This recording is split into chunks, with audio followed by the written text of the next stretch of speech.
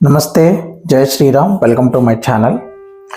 పృథ్వీరాజ్ ఈయన గురించి చెప్పాలంటే అహంకారాన్ని ఆభరణంగా, అబద్ధాన్ని అలంకారంగా, స్నేహాన్ని తన బలంగా, ఆవేశాన్ని ఒక ఆయుధంగా చేసుకుని ఆడే ఒక పెద్ద ఉన్మాది.